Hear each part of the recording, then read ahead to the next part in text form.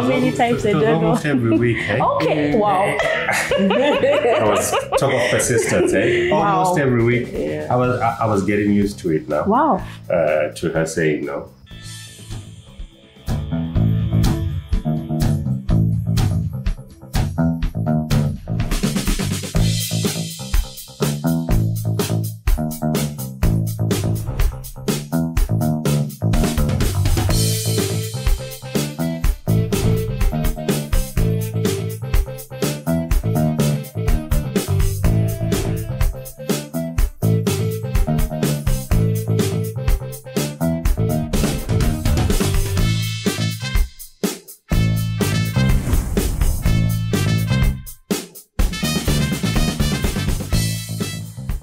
When you lose a pen or a pencil, you don't really worry that much because you know you can replace it easily. However, have you ever wondered what you'd do, how you would react if you are to lose that one special person you love or cherish in the entire world? My name is Kahleko. Welcome to Show Me God Ministries platform, the series, The Story Behind. In today's episode, we have a power couple, Mr and Mrs Swaibo. From their story, we are going to find out that true love can withstand crucibles of life. Stay tuned. Mr and Mrs Swaibo, welcome to Show Me God Ministries platform, the series, The Story Behind. It is a pleasure to have you around. Thank you. Thank you for having us. All right. Yeah. The viewers would want to know your names, where you are staying, and the career paths that you're taking. Right. My name is Diana Swaibo Nihama. Okay. We live in Chinoi. We are school owners, isn't it? Yeah. We're school owners. All right. Yes. And entrepreneurs in general. Yeah. Okay. Beautiful. Thank you. Yeah. You know. I'm Eddie, Edmond Swaibo. Yeah. Chinoye as well, obviously. We run the school together, like she mentioned. I also do a bit of construction. Okay. 3D paving to be precise, and we also farmers. Yeah, we also farmers. Horticulture. So yeah. Powerful. Thank you so much. Quite impressive. So, would like to know how you first met. The very first day. Take us through all the events that happened. Different stories. How we met? Different stories. We argue on this one. Yeah, two different Because- stories. I like that. Okay. She tends to want to fabricate stories to forget things that happened. But I saw this girl, I think for weeks. I saw this girl, and to be honest, I didn't have the guts at the time to approach her. I was a young youth elder at Gweru City Center Church. Okay. And there was this girl. She would come with another pretty friend of hers. I think her name was Fiona. Hey. Not Fiona, it was Fadzi. It was Fadzi, yes. She was coming with Fadzi, and now getting to approach this girl. You also came to Fem Foundation. That's where we met. Yeah, but I had seen you before because you had come to church. I had laid my eyes on you, but I didn't know how to say hi. You looked like a snob, so I didn't know whether you would say hi back. So yeah, then That's his version. that damnedest thing then happened. It was a Friday. I was out with Alec, who's now my brother-in-law. Okay. And Chicken Inn had just opened in Gweru. It was the in thing. Everybody wanted a taste of the Chicken Inn. So he took me out, and Alec was not Adventist, still is not Adventist. And he was like, Eddie, let me take you out today. After we bought our chicken in, spent the afternoon together, and then around 4, 5-ish, he was like, let me take you out. I wanted to go to a place called Why Not Hideout Inn, quite a popular night spot in Gweru. Now here I am, a young elder. I admired Alec. But the Sabbath was drawing nigh. So, but I also wanted to be friends with this guy. So I was like, okay, so cool, let's go. So as he was driving, I changed my mind. Why Not was a bit of a distance outside Gweru. So on our way, I changed my mind. I was like, no, it's Sabbath, I have to go home. Then I was like, dude, no. We've come this far already. Like, don't worry. You can drop me off. I will, I'll find my way home. So, yeah, he wouldn't stop the car. Silly as it's going to sound, I regret it now. But then I decided, no, if you're not going to stop the car, then I'm going to jump out of the car. I was like, oh, no, yeah, bah. Then I opened the car, the door to the car, and then he increased the speed. I was like, jump. And he jumped. And I jumped. Yeah. Wow. Yeah. Kind of silly, hey, when you think about it in retrospect. Did I mention I was a gymnast? So I thought to myself, if I hit a backflip, I would be able to land on my feet like I normally would. So yes, I did a backflip. I landed on my feet like I planned, but the one thing I didn't calculate was the momentum. Okay. So the momentum then pushed me forward. And, I'm now in a valley of indecision. I've just made a risky maneuver as a gymnast. I'm on my feet, but the momentum is pushing me forward. What do I do? Is it a front somersault now, or is it a dive roll?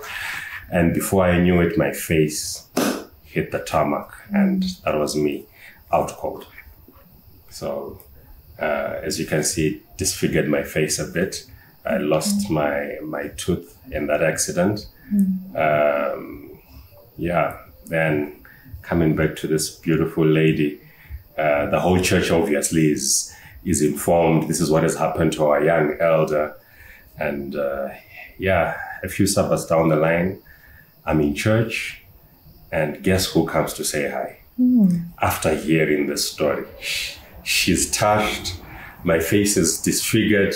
I'm thinking my chances now are, if it was, 50-50, now it's a goal I'm for it. So guess who's now coming? It's like, elder, excuse me.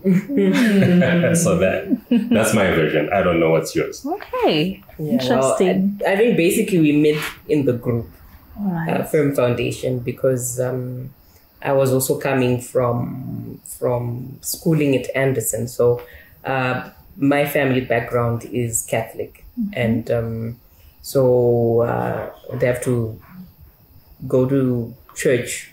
And my friend was like, no, you come to the group. And that's how basically, we got to start talking to each other. And I guess it progressed from then on. Okay. Right. So how long was your friendship before you began to court? 2 years. Okay. Hey? Friendship, yes. Friendship, yeah. 2 For years. 2 years. 2 years of me saying no, isn't it? 2 years. I think that's the correct... 2 years of me saying no, yes. I'd be like, Asha, look, we spend a lot of time together. After the whole accident thing, we exchanged numbers and would call each other quite often. We'd go for lunch together. We did almost everything. Yeah. Like, Sha. And she was like, no. For 2 whole years. But I never gave her pay. Yeah.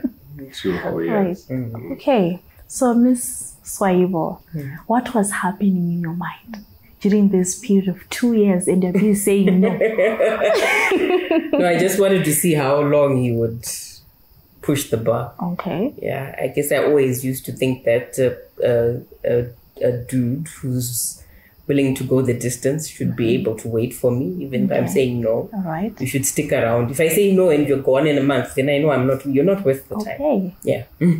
So persistence. Persistence, yeah.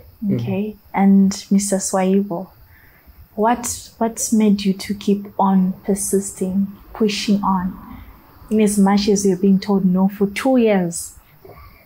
Yeah, I think it's more of the same thing, eh?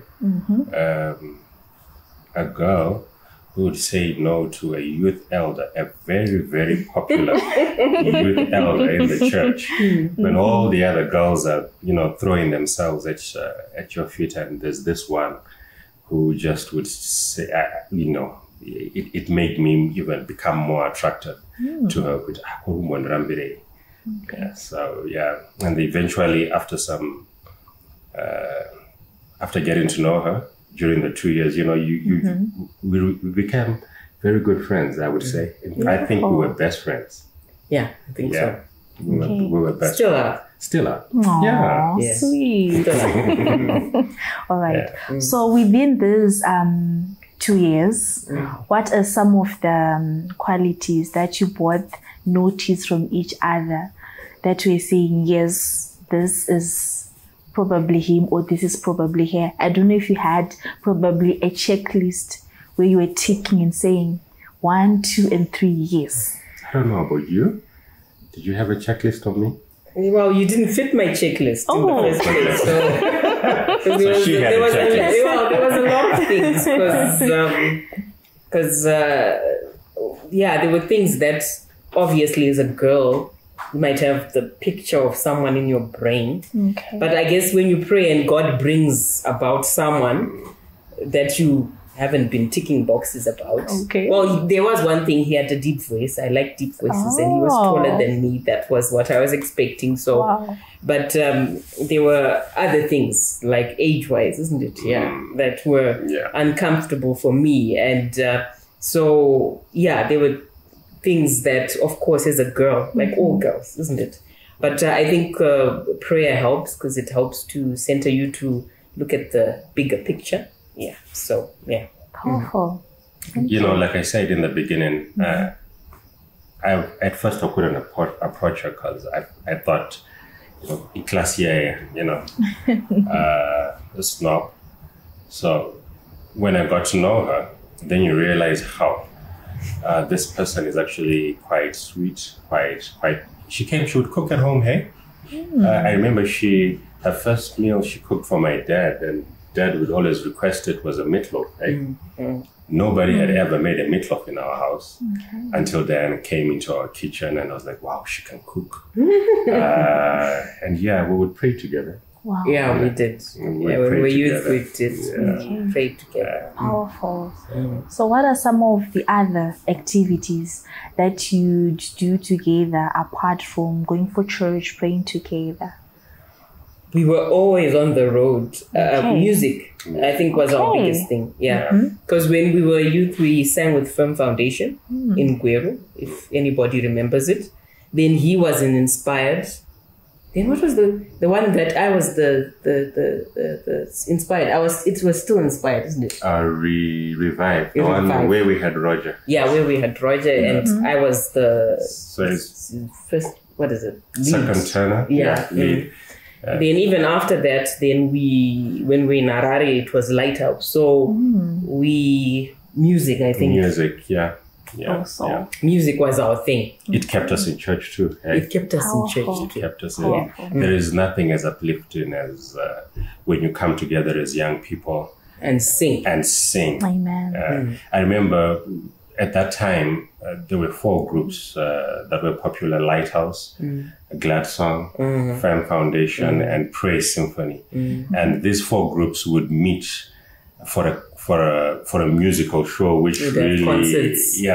And it was uplifting. Very, because you're looking at more than 250 young people singing their together. hearts out. It was always enjoyable. So I think that's the one thing that we had that kept us together, that we enjoyed. Together. Powerful. This is interesting. We have 2 friends enjoying music, fellowshipping in the Lord, and growing. This is amazing. I'm sure the viewers, they're enjoying this. They are learning something from this. That is not about going to the movies that will bring people close together. But fellowshipping in Christ, be it its music, it can definitely help you to grow. True. Powerful. True. All right. So let's get back to your story. After 2 years now, what then happened? What made you to then say, let me now approach this lady? I don't know if you were busy approaching how many times, I don't know. Almost every week, eh? Okay, wow.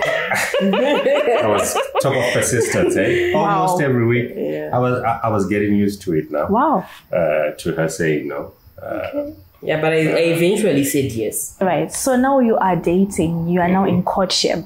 What are some of the other activities that you probably begin to indulge within your routines, or perhaps you just perpetuated the activities that you had been doing together? I think it was still basically the same. Yeah, like I said, we were best friends. Yeah. There wasn't really much that changed after she said yes. Because we were already like friends. Yeah. So, Actually, people who would see us together actually thought we were already. Yeah, because he would say, she's saying no, and be like, You know, people would think I'm lying. I'm like, that's fine, there you go again. And be like, seriously, we're not. And be like, you guys are always what? Together. So maybe the part they might be interested in is that, like she mentioned, she came from a Catholic family, and here I am, a youth elder in a Seventh-day Adventist church, and her parents found out that she's now dating an Adventist young man, and they weren't too chuffed about that. Okay. They actually tried to separate us. Eh? First, they sent her away to Bulawayo. When that didn't work, they sent her to Canada. Wow. Well, we're here, Andrew. Yes, we are. All right. No, I think they were just, but I think parents always want the best for their children. Yeah. But in terms of us with our, it was basically the same, because we're just now more in the music, doing more, going for youth camp. I remember we went to youth camps, and it was always basically church oriented. Because he was the youth elder, so powerful. It was basically church oriented. So All right. Okay, so you mentioned the issue of parents not really pleased, especially from your side, ma'am. How did you manage to withstand that kind of pressure, that kind of a situation, the both of you? But when we say the parents weren't really pleased, I think it was more of the religion. More of the religion. Yeah, not so much him, but the issue of the religion. Adventist, Catholic. Because my family is basically Catholic. Yes. So this direction was not... it was a bit of a taboo. Yes, it was not expected. So I think it was more of the religion rather than him. Than the person. Yeah. I think in the end, they realized that I was serious about it. Okay. And so they had to allow me. They kind of let go. In the end, they kind of just said, okay. It seems like this is what you want. All right. What would you do as a parent when you've sent your child to Canada, and then she gets on a plane and says, I miss my boyfriend. I'm going back to Zimbabwe to see him. What else would you do except to accept she's in love, and Powerful. So we are seeing the issue of distance also coming in, a long-term distance. How did you manage that? I didn't manage that at all. I guess it was difficult. You want to put a gay god on me again? No. Do you know? Okay. At least you say no, so that means I can speak. Hey? Thank you. I was failing to cope, because as far as I was concerned, they had succeeded. I mean, she's in Canada now. And here I was starting my small construction business behind my parents' house. I was fabricating concrete blocks. And here's my girlfriend in Canada. And I didn't like the thought of, and sometimes, you would call her and she's like, no, we're going for football with Robbie and his friends. I'm like, what friends? And and she sounds like she's having such a good time. And I was like, you know what? I don't think this thing is working. So one day, we thought we'd call it quits. Yeah, so I was like, honey, you know what? I love you so much, but I think your parents have won this time. I'm happy for you. You're abroad. I'm here. We can't. This is not working because you were supposed to send me money for a ticket. Yeah. Yeah, but the work she was doing wasn't giving her that much. Though I used some of the money that you sent me to start my construction business. Beautiful. Yeah. So, we broke up. Well, at least I broke up with you. But we kept talking on the phone, even after that.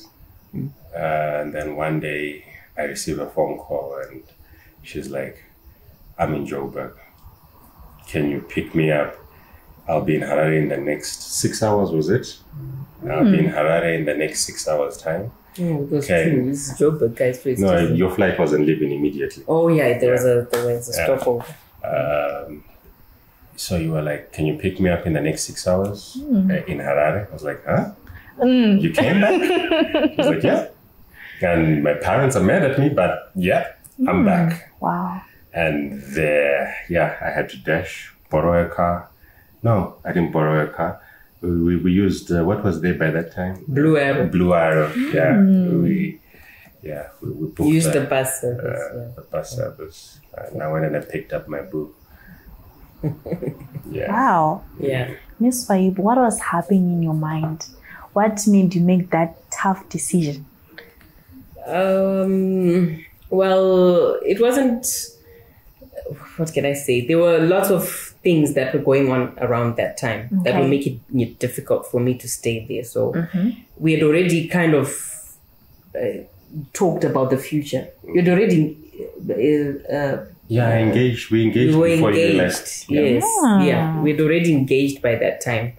So we had to start thinking about what is it that I really want to do. So we had to make conscious decisions to say, okay, this is the direction that I want to go. So I guess that's basically it. Yeah. Wow. That was quite brave. I appreciate that. I do feel that the girl child is also encouraged to actually follow their heart, to be really true to what they really think that this is really what I want.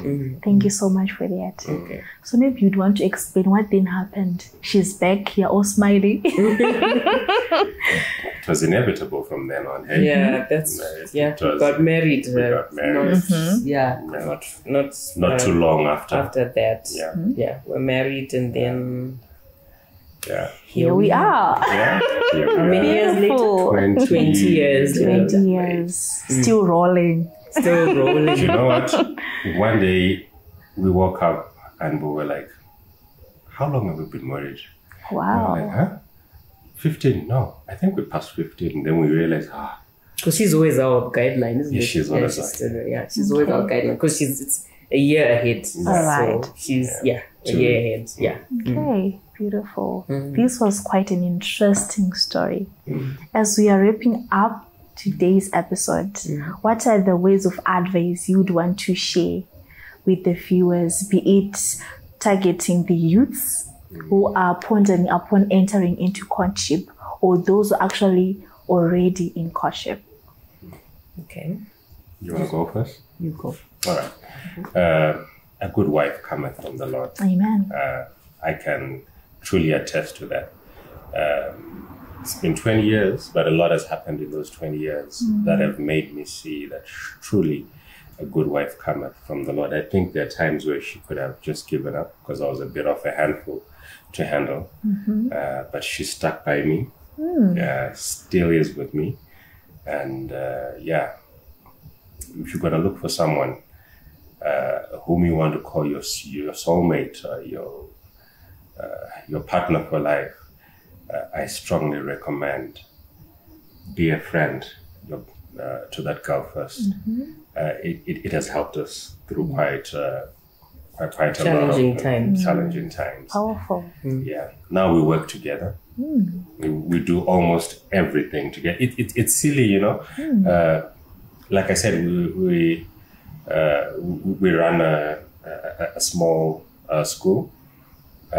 Sometimes she knocks off earlier, because our horticulture project is also by the school. Okay. So when I'm busy with tomatoes, and she's knocked off, she could easily just come home, but she would rather sit and wait for me. This is like 20 years later, and this girl will wait for me and say we'll go home together. I find that quite. We're actually talking about it, that I'm going to the farm tomorrow, and she's like, "Okay, I'm coming with you." Wow. You know, she would easily say, "I'm tired. It's been a busy term," but yeah, she's finding a reason to just come with me to the farm, and best friend. Yeah. Bestie. Besties. Yeah, we're besties. Thank She's you always so much, complaining, like, Lizette. you're talking all the time. In the Truly so, early hey? morning. Yeah. What are you guys talking about? Like, we've got stuff to talk about. Oh, yeah. So, yeah, it's just like that. So, Do you remember when we were coaching, and this was a weird time when her mother came and she took the phone from her, and she was like, "Manang, so we are expecting people to be here. There were no cell phones that time, so it was just the landline. And we had been at it for like hours. I don't even know what we were talking about. Yeah. And her mother took the phone and was like, "Please, we are also expecting other people to call us now. If you guys, we don't mind you guys talking to each other." but I think, this yeah. is, you guys have to cut the phone now. As you can see, we still talk a lot, eh? Exactly.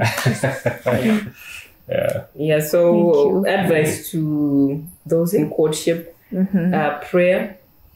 Yeah. Prayer is the key. It sounds like a cliche. But it really is the key. Yeah. The third, there's nothing that we're doing that's special here. The third strand is God, because if He wasn't there, we wouldn't be where we are now. He's the one who has managed to, whatever. I know He's saying a good wife cometh from the Lord, but I'm a handful. I've got my own issues.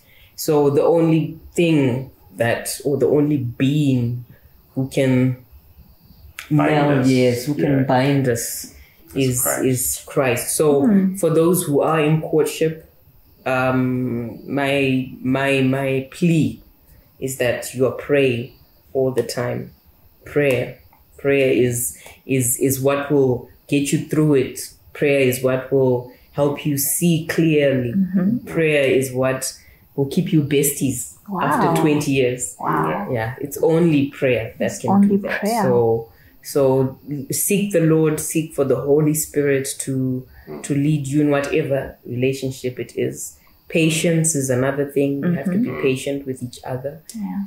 Don't rush, eh? Don't rush, yes. Be patient with one another, don't rush. I know you young people are very fast now.